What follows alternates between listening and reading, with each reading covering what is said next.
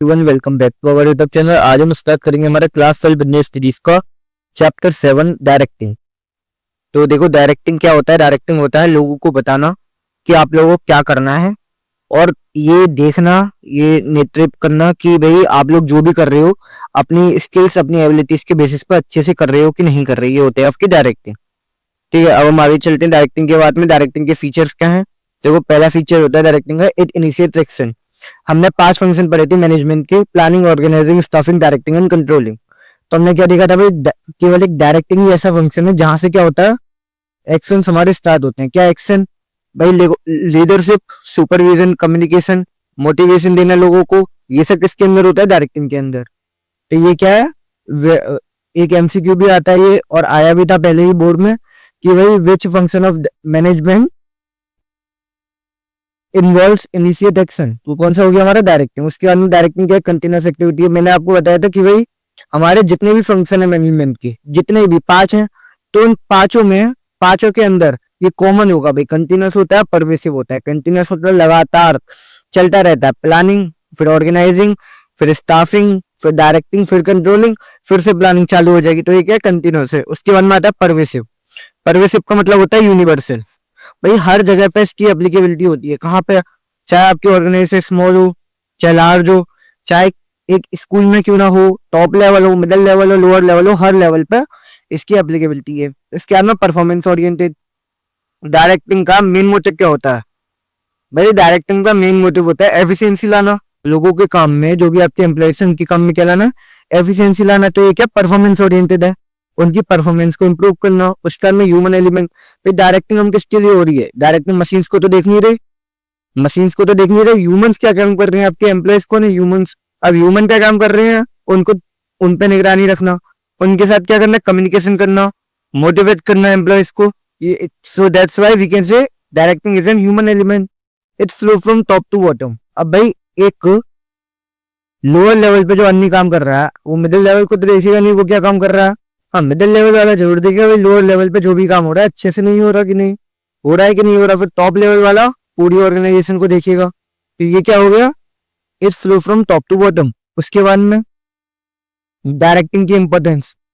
पहला इंपॉर्टेंस क्या है भाई? जो इसका पहला फीचर है वो इसकी पहली इंपॉर्टेंस है।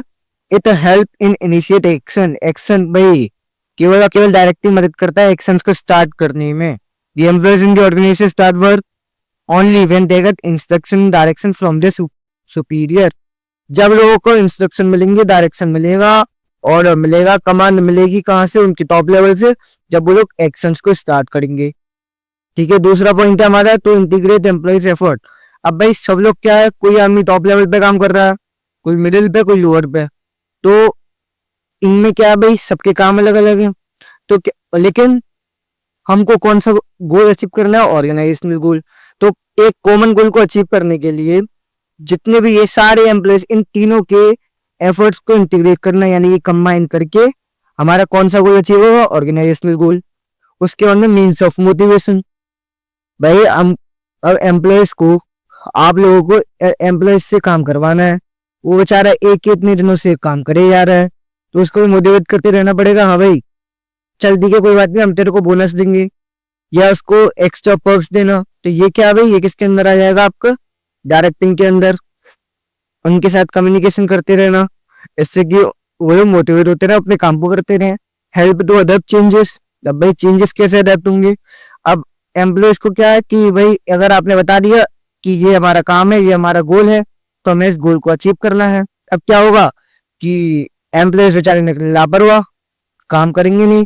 तो ये किसका काम है? सुपीरियर का, गाइड करना सबऑर्डिनेट को, इससे वो लोग चेंजेस को अडॉप्ट कर सकें। उसके बाद में bring stability and balance in the organisation. अब भाई डायरेक्टिंग फंक्शन क्या करता है? ये क्रिएट करता है बैलेंस। कहाँ पे? ऑर्गेनाइजेशन में। कैसे करता है भाई? जब जो भी आदमी आपके अलग अलग लेवल पे काम कर रहे हैं तो उनका जो एटीट्यूड डिफरेंट होगा। अब वो एटीट्यूड क्या है? अगर जो टॉप लेवल पे काम कर रहा है उसका एटीट्यूड दूसरा होगा उसके काम के प्रति, तो मिडिल पे उसका दूसरा होगा, जो लोअर पे उसका दूसरा होगा। तो इन तीनों को क्या है भाई? इनमें आपस में कॉन्फ्लिक्ट पैदा ना हो, और इनके जो भी एफर्ट्स हैं इनको इंटीग्रेट करने पे हमारी स्टेबिलिटी और बैलेंस बना रहे हैं ऑर्गेनाइजेशन में।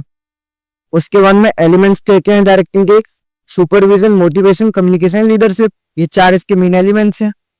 आगे देखते हैं मोटिवेशन क्या होता है।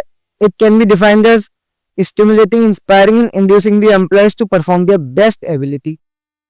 भाई लोगों को क्या करना, स्टिमुलेट करना, इंस्पायर करना, इंड्यूस करना, यानी अट्रैक्ट करना लोगों को, किस लिए, एम्प्लॉयज को अट्रैक्ट करना, किस लिए, कि वो लोग बेस्ट एबिलिटी अपनी परफॉर्म कर सकें। ठीक है, उसके बाद में मोटिवेशन क्या है, एक साइकोलॉजिकल टर्म है। इसको हम साइकोलॉजिकल टर्म इसलिए कह सकते हैं भाई क्योंकि ये क्या है, ये एम्प्लॉयज के ऊपर, ऐसा तो है नहीं आप लोगों को भाई तेरे को करना ही करना है, थोप देंगे हम इसके ऊपर, नहीं, अरे पॉसिबल नहीं है। तो ये क्या है, एक साइकोलॉजिकल टर्म है। हमें इसको क्या करना पड़ेगा, एम्प्लॉयज को मोटिवेट करना है, और ये क्या उनके अंदर से आएगा, it's inner desire, inner desire है, लोगों के अंदर से आती है ये चीज, और it comes automatically from inside the employees. उनकी विलिंगनेस से भी काम करने की उनकी इच्छा तो करेंगे, नहीं करेंगे, तो उसके लिए क्या क्या स्टेप्स उठा सकते हैं वो हम देखेंगे। फीचर्स ऑफ मोटिवेशन, पहला क्या, गोल ओरिएंटेड है। भाई बिल्कुल सही बात है, गोल ओरिएंटेड होता है। मोटिवेशन का काम क्या है भाई, गोल की तरफ ध्यान देना अपने, हम एक ही गोल की तरफ, चाहे कोई भी लेवल पे आप काम कर रहे हो, आप सबके एफर्ट्स को इंटीग्रेट करना, it is a goal oriented. Complex है, हाँ भाई बिल्कुल कॉम्प्लेक्स है। कॉम्प्लेक्स क्यों, आप इजीली किसी को मोटिवेट नहीं कर सकते यार भाई, अब उसकी इच्छा है तो वो काम करेगा, नहीं है तो नहीं करेगा, बहुत कॉम्प्लेक्स टास्क होता है। अगर मैं चाहता हूँ कि भाई मेरा जो छोटा भाई है वो मेरा बाजार से ये काम कर जाए, तो नहीं मानना, मैं कह रहा हूँ मान जा भाई, प्लीज करिए प्लीज, नहीं मान, तो मेरे को क्या उसको इतना प्रेशराइज करना पड़ा, तो चॉकलेट दूंगा और जो कहेगा वो खिला दूंगा, तो भाई करिए मेरा काम। तो ये क्या कॉम्प्लेक्स हो गया। कंटिन्यूस से मैंने आपको बताया था, कंटिन्यूस तो है, मोटिवेशन तो लगातार देता रहना चाहिए। It changes according to need of the employees. हाँ ये बहुत बढ़िया पॉइंट है कि भाई आपकी नीड क्या है, एम्प्लॉयज की नीड क्या है। एम्प्लॉयज की नीड है मुझे बोनस चाहिए जब मैं काम करूंगा। आपका एम्प्लॉयज है, एफिशिएंट है, आपको पता है ये काम कर सकता है, ये ट्रेन है मेरा एम्प्लॉय, लेकिन क्या अभी भाई साहब का दिमाग है, काम नहीं कर रहे हैं तमीज से, काम तो भाई करेंगे ना, तनख्वाह नहीं मिलेगी, काम कर रहे हैं लेकिन तमीज से नहीं कर रहे, तमीज से करने से इनको, इनकी नीड क्या है उसके बेसिस पे इनको भाई मोटिवेट करना, वही सारे इनको बेनिफिट प्रोवाइड कराना। मोटिवेशन क्या है सर, एक इंटरनल फीलिंग है, मैंने आपको बताया साइकोलॉजिकल फिनोमेना है, इसलिए अंदर से आती है, या तो पॉजिटिव भी हो सकती है या नेगेटिव भी। पॉजिटिव हो गया इंक्रीमेंट के थ्रू, प्रमोशन ट्रांसफरिंग के थ्रू, और नेगेटिव कैसी है भाई, या तो उनकी सैलरी में से डिडक्ट करना या फिर पेनल्टी लगाना, ये हो गया हमारा।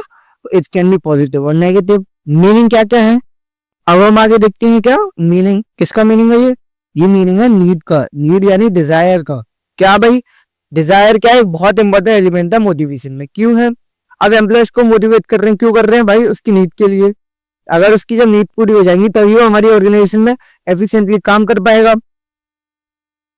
अगर उसकी नीड ऑलरेडी फुलफिल है, कंप्लीटली फुलफिल हो गई, तब भी अब उसे भाई इम्पॉसिबल मोटिवेट करना। तो हमें क्या बैलेंस बना के चलना पड़ता है कि अगर एम्प्लॉयज को चाहिए मेरे को टॉप पोजीशन मिल जाए ऑर्गेनाइजेशन में, हाँ हो सकता है वो उस चीज के लायक हो, लेकिन हम उसे नहीं दे सकते, उसको दे दिया तो वो काम तमीज से नहीं करेगा। अब भाई ये क्या, और अगर वो चाहता है कि मैं, अगर हम उसको फिर वहां से लोअर पे किसका दें तो वो काम नहीं करेगा, तो क्या बैलेंस बना के चलना पड़ता है। उसके बाद में मैस्लो, भाई इनने जो थ्योरी बताई थी, इनकी थी नीड आइडिया की थ्योरी। कि नीड आइडिया की थ्योरी क्या थी कि भैया जो नीड है वो इसी सीक्वेंस में फॉलो होंगी।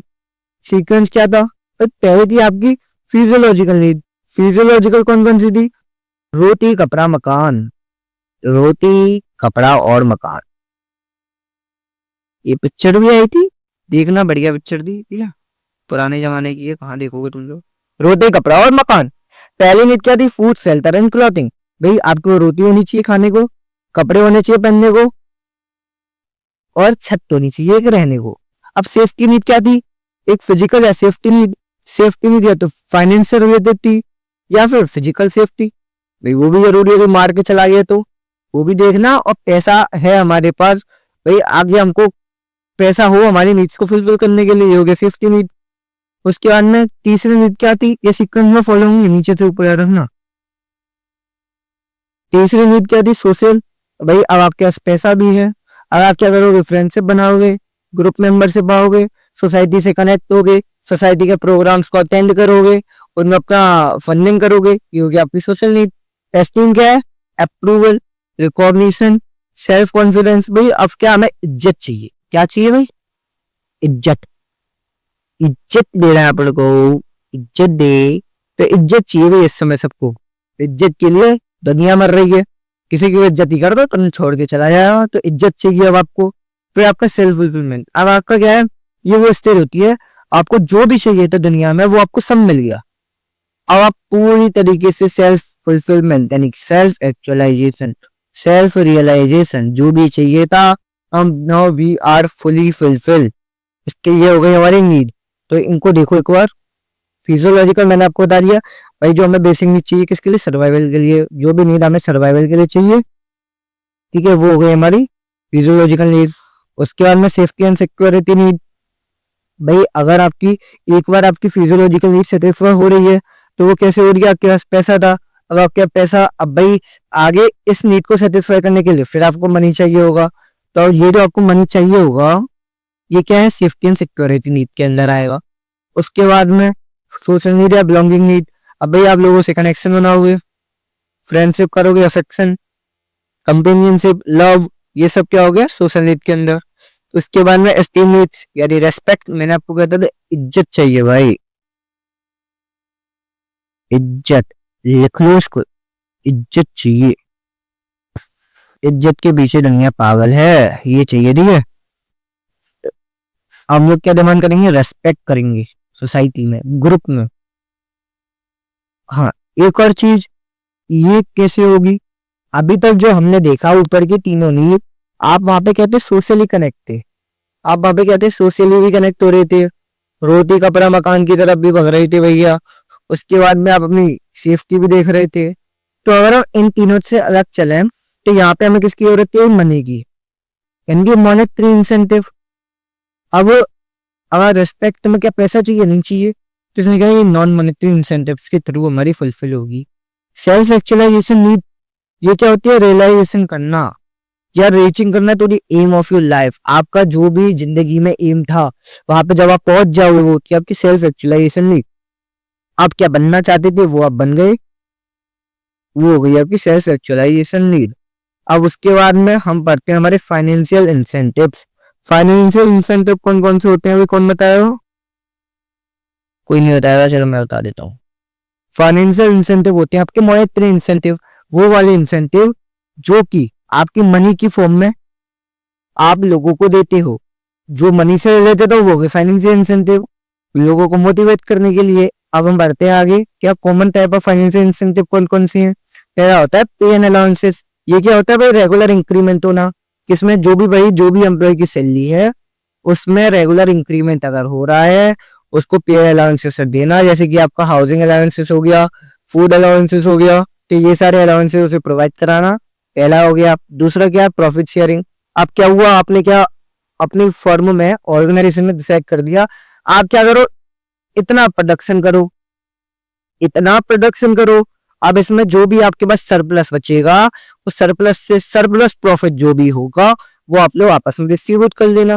लेकिन इसका मतलब ये नहीं है, इसका मतलब ये नहीं है कि आप उसको हिस्सेदारी दे रहे हो अपनी फर्म में, नहीं, हिस्सेदारी नहीं दे रहे। ये क्या है? एक तरीका है, it is a way to motivate the employee, encourage करना हो लोगों को। बोनस क्या है? ये वन टाइम पेमेंट होता है, एक्स्ट्रा पेमेंट जो कि हर ऑर्गेनाइजेशन करती है अपने एम्प्लॉयज को, साल में एक बार देती है बोनस। और बोनस मोस्टली हमारे इंडिया की जितनी भी ऑर्गेनाइजेशन है सब दिवाली के ऊपर देती है, किसी ना किसी ओकेजन पर मिलता है। तो उसके बाद में बोनस के बाद में को पार्टनरशिप स्टॉक ऑप्शन। इसके अंदर क्या होता है? जो भी कंपनी के शेयर्स होते हैं वो ऑफर करती है किसको? उनके एम्प्लॉयज को, लोअर प्राइसेस पे as compare to the prices that are prevailing in market. यानी मार्केट में जो भी प्राइसेस हैं उनके कंपैरिजन में लोअर प्राइसेस पे अपने एम्प्लॉयज को दे दिया। कमीशन क्या हो गया? अब भाई जो भी आदमी सेल्स डिपार्टमेंट में काम कर रहा है, अब अगर उसको एक फर्म क्या करती है, डिसाइड कर लिया अगर 100 यूनिट की प्रोडक्शन हुई तो तेरे को यार चल तू 100 की प्रोडक्शन करवा दे, 100 की सेल करवा दे, हम तेरे को 2% कमीशन दे देंगे। 200 की करवाएगा 4% ले लियो कमीशन। ये क्या हो गया? ये एक तरीका है उनको एंकरेज करने का, मोटिवेट करने का, सेल्स वाले। Productivity linked with wage incentive. अब अगर आपको 10 यूनिट का 100 यूनिट का प्रोडक्शन चाहिए, ठीक है, 10 रुपए पर यूनिट के हिसाब से, 10 रुपए पर यूनिट के हिसाब से। अगर तू 100 यूनिट का प्रोडक्शन करेगा तो 10 रुपए पर यूनिट के हिसाब से देंगे। 120 का करेगा तो 12 रुपए पर यूनिट के हिसाब से देंगे। तो ये क्या हुआ, प्रोडक्टिविटी है लिंक किसकी है, बेज, मतलब बेज आपको बेसिस मिलेंगे कैसे, प्रोडक्टिविटी के बेसिस पे। अगर तू 80 कर पाया केवल तो 8 रुपए पर यूनिट के हिसाब से, ठीक है। फिर क्या हो गया, रिटायरमेंट बेनिफिट। अब ये किसके लिए होता है आपका, ये होता है आपके उनके लिए जो बेचारे नौकरी को छोड़ के जा रहे हैं, कुछ करने को नहीं बचेगा। अब क्या हुआ, प्रोविडेंट फंड का पैसा हो गया, ठीक है, प्रोविडेंट फंड का, पेंशन का, ग्रेजुटी का, प्रोविडेंट फंड का, इनके पैसे पे वो बेचारे जिएंगे, ठीक है। तो ये भी एक इंसेंटिव होता है, रिटायरमेंट बेनिफिट। परक्यूसाइड्स क्या होता है भाई, जैसे कार अलाउंसेस, स्पेशल बेनिफिट होते हैं, जैसे कार अलाउंसेस हो गया, लोगों की उनके बच्चों की पढ़ाई हो गई, लीव ट्रेवल हो गया, मेडिकल हो गई, हाउसिंग हो गया। ये क्या हो गया, ये भी मोटिवेट करते हैं एम्प्लॉयज को, क्योंकि भाई तो अगर हम देखो ये स्पेशल बेनिफिट भी देंगे। अब हम बात करते हैं non financial incentive. Non financial कौन से होते हैं, which are not related to money, जो मनी से रिलेटेड नहीं होती। अब वो तो आप समझ ही सकते हैं भाई कौन कौन से नहीं होंगे, साइकोलॉजिकल होते हैं, ठीक है। उसके अंदर कौन से स्टेटस, अब भैया किसी के पास क्या रैंक है, क्या अथॉरिटी है, क्या रिस्पॉन्सिबिलिटी है, क्या प्रेस्टीज है जॉब से रिलेटेड, ये सब चीजें क्या। अब भाई जो है कंपनी का सीईओ बैठा है तो वो क्या है, उसकी रैंक कितनी अच्छी है, उसके क्या पावर होगी, क्या रिस्पॉन्सिबिलिटी होंगी इसकी, तो स्टेटस बहुत मैटर करता है। Career advancement opportunity. अब मैनेजर को क्या है भाई, उसको मैनेजर को क्या है कि एम्प्लॉयज को क्या करना है, उनके मोराल को इम्प्रूव करना है। अब उनके मोराल को वो कैसे इम्प्रूव करेगा, मोराल इम्प्रूव होगा उनको अपॉर्चुनिटीज प्रोवाइड करा के, इससे उनकी स्किल्स इम्प्रूव हो, एक ही एक काम पे उनको ना रख के। उसके बाद में उनकी एम्प्लॉय रिकॉग्निशन। अब ये क्या है, स्पेशल रिगार्ड प्रोवाइड कराना, रेस्पेक्ट प्रोवाइड कराना, ईगो ना हो किसी के बीच में भी, उनको अप्रिसिएट करना उनकी गुड परफॉर्मेंस के लिए, इससे एम्प्लॉयज हमारे मोटिवेट होते रहे। कॉन्ग्रेचुलेशन करना, ठीक है, उनको कॉन्ग्रेचुलेशन करना, भाई कॉन्ग्रेचुलेशन आपने काम अच्छा करा। अवार्ड देना, सर्टिफिकेट करना, रिवार्ड देना, rewarding an employ for giving valuable suggestion के लिए उनको रिवॉर्ड देना। नोटिस बोर्ड पे उनका नाम हमको लगाना, फोटो को लगाना, और टी शर्ट्स वगैरह जैसे कोई भी गिफ्ट आप उनको दे सकती हैं। उसके बाद में जॉब सिक्योरिटी, तो ये हर किसी को सिक्योर होना है, जॉब सिक्योरिटी मिल जाए, ये नहीं है stability of tenure of personal follow करें, ठीक है, इससे टर्नओवर ना हो एम्प्लॉयज का। याद है ना प्रिंसिपल ऑफ मैनेजमेंट में, हाँ भाई याद होगा, जॉब सिक्योरिटी लोगों को देना, इससे वो मोटिवेट होते रहे। ये नहीं है आपको हम जॉब से निकाल लेंगे, नहीं निकालेंगे, आप काम करिए अपने अच्छे से। एम्प्लॉय पार्टिसिपेशन, भाई डिसीजन मेकिंग जो भी हो रही है उनके सजेशन को वेलकम करना, ये भी एक हमने आपको बताया था, ये किसके अंदर आता है, इनिशिएटिव के अंदर, ठीक है। भाई प्रिंसिपल तो आएंगे ही आएंगे फाइनेंशियल एंड फाइनेंशियल इंसेंटिव में। फिर क्या है, ऑर्गेनाइजेशनल क्लाइमेट, भाई अब आप लोग कैसा रिलेशन है ऑर्गेनाइजेशन में, क्लाइमेट यानी कि वेदर कैसा है, कि वेदर तो नहीं बोलोगे, लेकिन माहौल कैसा है, मतलब वहां पे माहौल कैसा, आज सुपीरियर का व्यवहार अपने सबऑर्डिनेट के लिए कैसा, और सबऑर्डिनेट का व्यवहार अपने सुपीरियर के लिए कैसा है, ये भी देखना। नेगेटिव अप्रोच ना हो एक दूसरे के प्रति। सबसे बड़ी बात ये वही आ गया हमारा म्यूचुअल अंडरस्टैंडिंग बनाना। जॉब एनरिचमेंट या जॉब ऑटोनॉमी, एक भाई it is concern with designing job. अब क्या, अब आप एक बात बताओ, मैं आपसे रोज बोलूं भाई तो रोज यहाँ से पानी भर ला, ठीक है, रोज यहाँ से, या फिर काम कर तू रोज पानी पी तू 10 दिन तक, 1 महीने तक। अब भाई बीच में मन तो करेगा ना तेरा, बीच में मन करेगा जूस पीने को भी मिल जाए। तो ये क्या है कि एक ही एक काम ना करवाना उनसे, और उन लोगों को नए नए ऑफर चैलेंजेस वगैरह देना, जिससे वो अपने काम को इंटरेस्टिंग वे में करें। ये हो गए हमारे नॉन फाइनेंशियल इंसेंटिव। अब बच्चे हमारे 2 टॉपिक, लीडरशिप, कम्युनिकेशन। सुपरविजन आपके सिलेबस में नहीं है। अब आते हैं लीडरशिप। लीडरशिप क्या है, refers to process of influencing the behaviour of people in a manner that they step willingly and enthusiastically towards the achievement of group objective. ये एक ही लाइन में पूरा लीडरशिप क्लियर हो गया। भाई ये कहाँ पे फोकस करना है, ग्रुप ऑब्जेक्टिव। अब ये यहाँ पे फोकस कौन करवाएगा, आपका लीडर। लीडर का काम क्या है, लोगों को इन्फ्लुएंस करना, ये प्रोसेस है, लोगों को इन्फ्लुएंस करना ये लीडर का काम है। इससे वो अपने काम को क्या है, बिलिंगली एंड एंथुसियास्टिकली अपने काम को करें और अपने गोल को अचीव करें। स्टाइल क्या क्या है भैया? 3 स्टाइल होती हैं। इनके एडवांटेज डिसएडवांटेज हम सब देखेंगे। ऑटोक्रेटिक या फिर ऑथोरिटेटिव। Boss centre leadership. भैया ये इसके अंदर जितनी भी लीडरशिप है वो किसके अंदर होगी? बॉस के अंतर्गत होगी। यानी कि जितनी भी डिसीजन मेकिंग होंगे वो कौन लेगा? भाई ये टकलू बॉस लेगा। ये बॉस के अंदर है। इसमें क्या है? Autocratic leader access complete control over the subordinate. अपने आप में वो पावर रखता है और सारे डिसीजन लेता है बिना किसी सबऑर्डिनेट से कंसल्ट करे हुए। ये डेलीगेट नहीं करता। ये क्या करता है? ये आपका ये डेलीगेट नहीं करता। ठीक है, एक सेकंड। ये अबे यार, ये डेलीगेट नहीं करता। जो भी अथॉरिटी है उसको ये डेलीगेट नहीं करता। ठीक है, और ये पेनल्टी वगैरह भी लगाता है। एडवांटेज क्या है भाई? क्विक डिसीजन मेकिंग होती है। हाँ भाई, डिसीजन मेकिंग जो है क्विक होती है। उसके बाद में पॉजिटिव रिजल्ट आ सकते हैं, बिल्कुल आ सकते हैं। स्पीड होती है इसमें। मोटिवेशन देता है, किसको? लीडर को देता है, एम्प्लॉयज को नहीं देता। फ्रस्ट्रेशन लोअर मोरल होता है एम्प्लॉयज के बीच में, सही है। इनिशिएटिव लेवल इनका कम होता है, बिल्कुल होता है यार। कोई क्रिएटिविटी नहीं है और इनसे क्रिएटिविटी इनकी यूटिलाइज नहीं होती और डेवलपमेंट नहीं होता इनका। तो ये क्या होगा इसके एडवांटेज डिसएडवांटेजेस? अब ये कहाँ पर सिटेबल है? जब जब सबऑर्डिनेट या अनएजुकेटेड है। भाई कोई आदमी है जब पढ़ा लिखा नहीं है इतना, तो वही लीडर के ऊपर ही रह जाती है सारी कहानी। जैसे हिटलर था हमारे।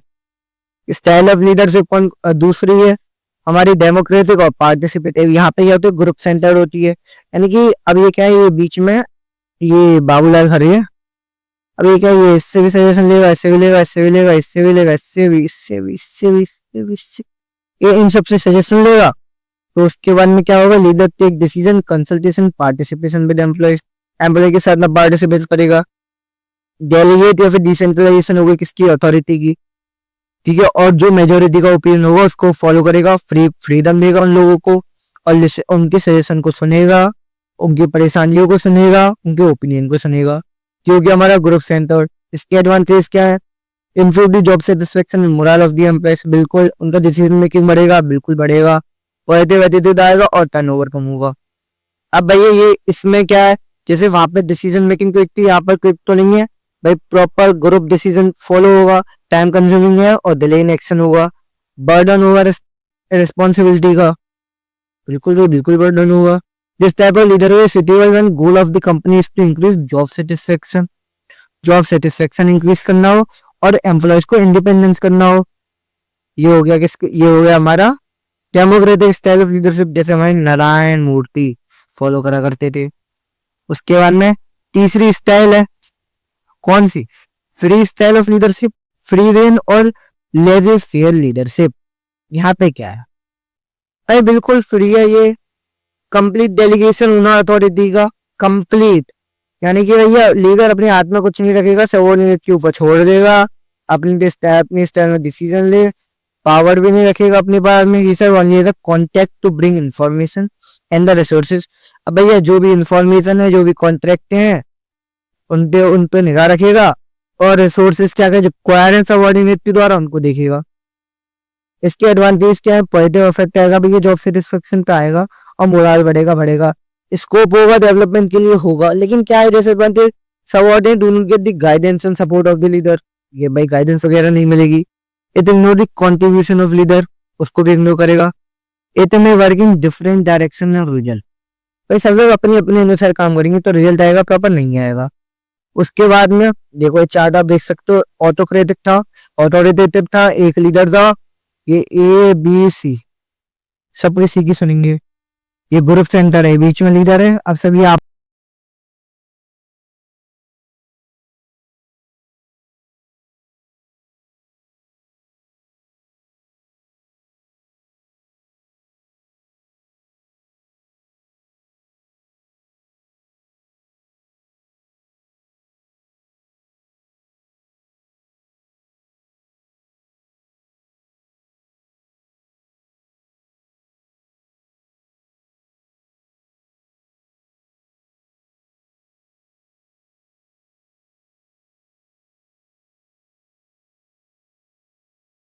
अब सभी आपस में मिलजुल के एक दूसरे से डिसीजन ले रहे हैं। इसमें क्या, अब ये बिल्कुल अलग है बेचारा, इस पे भी पावर है, इस पे भी पावर है, इस पे भी पावर है, इस पे भी पावर है, इन चारों पे पावर है, बी सी डी ई, हो गया फ्री रे। अब हम बात करते हैं कम्युनिकेशन प्रोसेस। कम्युनिकेशन पे आ गए हम। अब कम्युनिकेशन हमारा लास्ट टॉपिक है। कम्युनिकेशन में क्या है, कम्युनिकेशन क्या होता है, देखो कम्युनिकेशन होता है आपका, it is a process.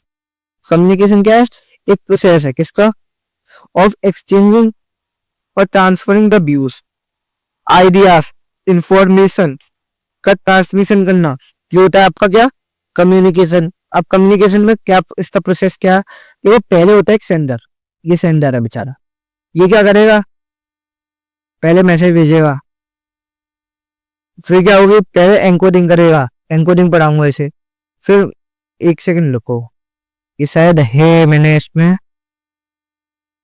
Formal है इनफॉर्मल है, नहीं है, मैं इसको नहीं बनाया है मैंने, तो रुको मैं इसको आपको यहीं पे समझा देता हूँ। तो ये पहले क्या होता है, एक कम्युनिकेशन प्रोसेस में आपका एक होता है भैया सेंडर। अब किसका काम है भाई, सेंडर का काम है, वो क्या करेगा, पहले इंफॉर्मेशन भेजेगा, मैं कौन हूँ, मैं सेंडर हूँ, क्या भेजूंगा, कोई इन्फॉर्मेशन भेजूंगा, तो इन्फॉर्मेशन क्या है आपका, मैसेज, ये इन्फॉर्मेशन ही मैसेज है, ये इन्फॉर्मेशन ही मैसेज है। अब ये मैसेज को क्या करूंगा, मैं एनकोड करूंगा, एनकोड यानी कि वो लैंग्वेज जो सेंडर प्रेफर करता है जिससे रिसीवर को समझ में आए, यानी एनकोडिंग हो गया। अब मीडिया क्या है, मैं किस मीडिया से, अब मैं आपको समझा रहा हूँ, एनकोडिंग में क्या था, मैं कौन सी लैंग्वेज में समझा रहा हूँ आपको, किताब की भाषा नहीं, मैं आपको हिंदी में समझा रहा हूँ ना, ये क्या होगा, एक एनकोडिंग होगी, आपको समझ में आ रहा है, बिल्कुल आ रहा है। अब क्या है, मीडिया, मीडिया कौन सा फॉलो कर रहा हूँ मैं, मोबाइल के थ्रू, सोशल मीडिया हो गया हमारा, यूट्यूब के थ्रू, उसके बाद में फिर डिकोडिंग। अब डिकोडिंग क्या है, अब पहले जो मैसेज जाएगा किसके पास, रिसीवर के पास, वो उसको क्या करेगा, डिकोड करेगा, रिसीवर क्या करेगा, डिकोड करेगा, पहले डिकोड होगा मैसेज रिसीवर के, भाई रिसीवर को क्या समझ में आया, आप लोगों को क्या समझ में आया, अब उसको डिकोड करोगे, या फिर जो मैंने आपको समझाया क्या आपने वो ही समझा क्या, या फिर किसी और तरीके से समझा, ठीक है, डिकोड हो गया। उसके बाद में मैसेज क्या है, रिसीवर, अब भैया रिसीवर बताएगा, रिसीवर कौन है, आप लोग रिसीवर हैं। उसके बाद में आप लोग क्या दोगे, मुझे फीडबैक दोगे, अब ये अच्छा था या बुरा था, वो किस भी में मुझे फीडबैक दोगे, अच्छा लगेगा आप लोगों को, चैनल को सब्सक्राइब करोगे, लाइक करोगे वीडियो को और शेयर करोगे हमारी वीडियो को, अगर नहीं लगेगा तो कुछ नहीं करोगे। फिर नॉइस आएगा, फिर क्या आ जाएगा भाई, नॉइस, नॉइस है प्रोसेस नहीं है, ये नॉइस क्या अलग से, बाय चांस कोई भी बैरियर आ गया, बाय चांस हमारी वीडियो के बीच में कोई भी आवाज पैदा हो गई या आपकी तरफ से कोई भी दिक्कत हुई, तो वो हो गया नॉइस हमारी कम्युनिकेशन में। लेकिन ठीक है, ये तो मैंने एग्जांपल इसलिए लिया, लेकिन कम्युनिकेशन आपका टू वे होता है, तो आप किसी भी आदमी से बात कर रहे हैं मोबाइल पे, तैयार रखिएगा भाई कहीं पे सिग्नल चलेगा बीच में तो नॉइस पैदा हो गई, ये हो गया हमारा कम्युनिकेशन प्रोसेस। अब हम बात करते हैं टाइप्स ऑफ कम्युनिकेशन, दो होते हैं, फॉर्मल और इनफॉर्मल। फॉर्मल आप लोग समझते होंगे भी, फॉर्मल क्या, आप कहीं पर भी किसी भी ऑर्गेनाइजेशन में काम करने जाओ, वहां पे फॉर्मल अच्छे तरीके से बोलोगे, फॉर्मल कम्युनिकेशन हो गया। इसको हम क्या कहते हैं, इसको हम कहते हैं ऑफिशियल कम्युनिकेशन कहते हैं, ठीक है, जो कि कुछ लोगों के बीच में जो कि आपस में एक दूसरे से ऑफिशियली रिलेटेड हो। और आइडियाज और message related to official matter, official matter से लेते जिससे भी आइडियाज हो, मैसेजेस हो, कोई भी टास्क हो गया, फिक्सिंग ऑफ रिस्पॉन्सिबिलिटीज हो गई, ऑथोरिटी वगैरह देना, टारगेट को सेट करना, ऑब्जेक्टिव को, ये क्या होता है, मेजरली रिटन फॉर्म में होता है। इनफॉर्मल क्या हो गया भाई, डिफरेंट मेंबर्स ऑफ ऑर्गेनाइजेशन जो एक दूसरे से ऑफिशियली अटैच नहीं है, ठीक है, उनके बीच में क्या होगा, सोशल इंटरेक्शन होना, फ्रेंडली टॉक्स होना, गॉसिप होना, और अदर देन ऑफिशियल मेथड, जो भी ऑफिशियल मेथड से रिलेटेड नहीं है उस टाइप की कम्युनिकेशन को हम इनफॉर्मल कम्युनिकेशन कहते हैं। और याद रखना इसको, ये होता है जिग-जैग मैनर में। कौन से मैनर में होता है भाई, ये होता है आपका जिग-जैग मैनर, जिग-जैग मैनर, ठीक है, इसको याद रखना। ये हो गया हमारा टाइप्स ऑफ कम्युनिकेशन दोनों। अब informal system of communication generally refer to a grapevine.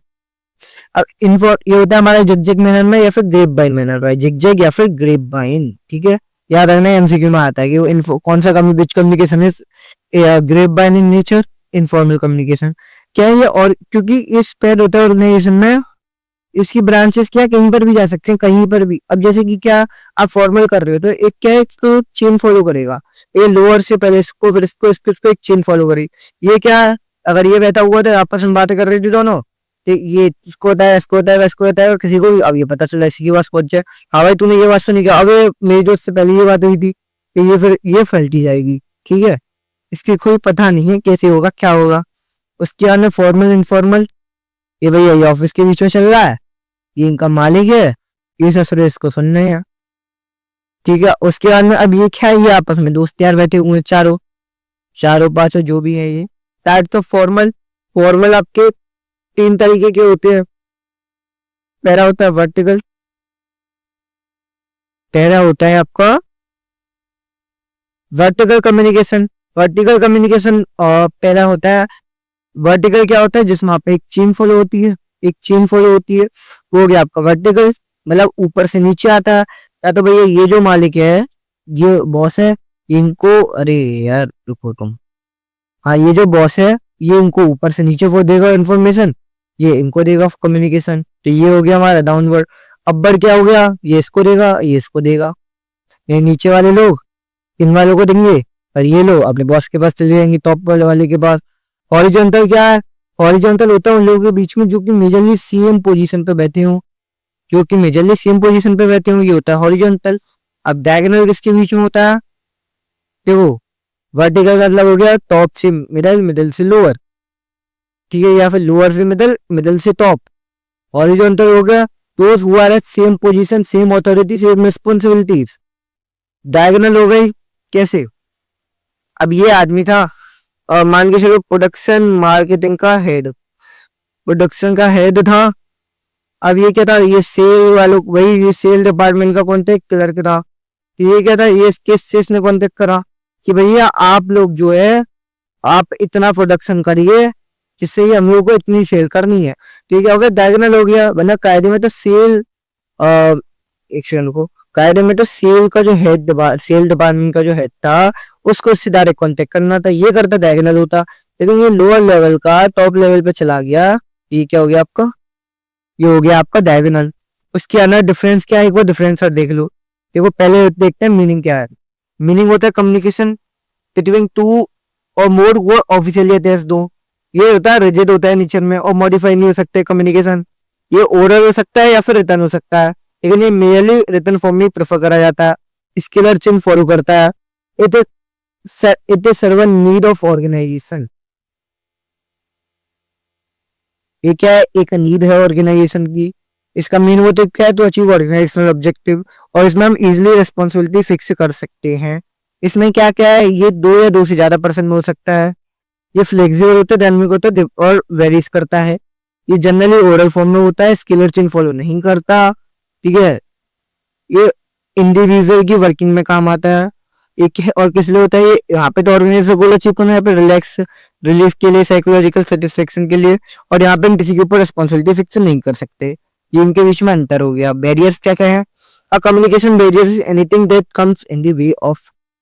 अब भाई अब मैंने आपको क्या था, नॉइस नॉइस आ रही थी कम्युनिकेशन के बीच में, तो ये क्या बैरियर है, ये क्या है बैरियर है।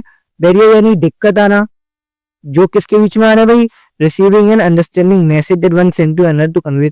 जब भी आप किसी को मैसेज का आदान प्रदान कर रहे हो उसके बीच में जो भी दुविधा आ रही है वो हो गया आपका कम्युनिकेशन बैरियर। 4 तरीके के होते हैं, सिमेंटिक, साइकोलॉजिकल, ऑर्गेनाइजेशनल, पर्सनल।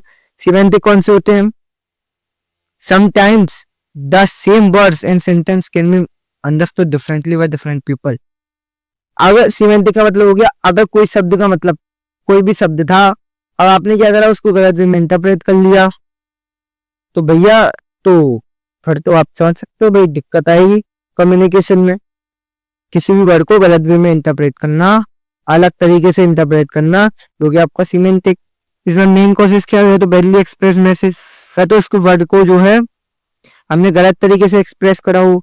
ठीक है, क्या symbol with different meaning, prize और प्राइस, अब कंफ्यूज तो हो जाएंगे ना हम भाई। सिंबल, एक सिंबल जिसके अलग अलग मीनिंग हो, किसी शब्द को आप प्राइस और प्राइस कंफ्यूज, प्रिंसिपल है प्रिंसिपल, राइट राइट, कौन सा राइट। ठीक है, फॉल्टी ट्रांसलेशन होना, फॉल्टी ट्रांसलेशन का मतलब हो गया अब आप मिसअंडरस्टूड कर गए, अंडरस्टैंड नहीं कर पाए लैंग्वेज को, बिग मैनेजर ने यूज करी। टेक्निकल जार्गन, टेक्निकल जार्गन का मतलब हो गया कुछ भी, कोई टेक्निकल वर्ड्स होते हैं जो कि मिसअंडरस्टूड हो जाए, समझ में ना आ पाए। Body language and gesture decoding, अभी आप बॉडी लैंग्वेज से आप कहना चाहते हो कि अब आप शोल्डर को अपने को श्रिंक करके, सो कोई होता है कि हाँ भाई मैं समझ गया, एक कोई होता है भाई मेरे को समझ में नहीं आया, तो आप यहाँ पे कंफ्यूजन हो जाओगे। अनक्लैरिफाइड अजम्पशन, भाई जब आप प्री डिटरमाइंड अजम्पशन ना हो, आप क्लियर ना हो क्या अज्यूम करा जा रहा है, ये हो गया semantic. Psychological barrier, here the state of mind has great influence over the information, जब आपके माइंड का ग्रेट इन्फ्लुएंस हो किसी भी इंफॉर्मेशन के ऊपर। अब प्रीमेच्योर इवैल्यूएशन, भाई बात कंप्लीट हुई नहीं उससे पहले आपने जो कम्युनिकेशन था उसको इवेल्यूट कर लिया। लैक ऑफ अटेंशन, किसी भी बात में आप अटेंशन नहीं दे रहे हो प्रॉपर। इसके बाद में ऑर्गेनाइजेशनल बैरियर, ऑर्गेनाइजेशनल बैरियर कौन कौन से होते हैं, जो कि आप ऑर्गेनाइजेशन से रिलेटेड हो, रूल्स रेगुलेशन से रिलेटेड। फिर इसमें हो गया ऑर्गेनाइजेशन की पॉलिसी, अगर आप फ्री फ्लो ऑफ इंफॉर्मेशन नहीं होगी तो बैरियर आएगा। रूल्स एंड रेगुलेशन अगर रिजिड है तो प्रॉब्लम आएगी। स्टेटस डिफरेंट, अगर अलग अलग लेवल पे काम कर रहे हैं तो एक दूसरे की इंफॉर्मेशन पे भाई बिलीव नहीं करेंगे, टॉप वाला लोअर पे नहीं करेगा, लोअर वाला टॉप पे नहीं करेगा। कॉम्प्लेक्स ऑर्गेनाइजेशन होगी, बहुत सारी लेवल्स के थ्रू पास आउट होती है, तो इसमें क्या होगी कॉम्प्लेक्सिटी आ जाएगी, तो बैरियर आएगा। और ये आखिरी में क्या कह रहा है, पर्सनल बैरियर। पर्सनल बैरियर वो होता है जो डिपेंड भाई अब आपस में लोगों के बीच में जो होता है, कैसा लैक ऑफ कॉन्फिडेंस। अब भैया आप में कॉन्फिडेंस नहीं है अपने सबऑर्डिनेट से बात करनी हो तो बैरियर आएगा। इंसेंटिव नहीं है कम्युनिकेशन में, अगर आप इनिशिएटिव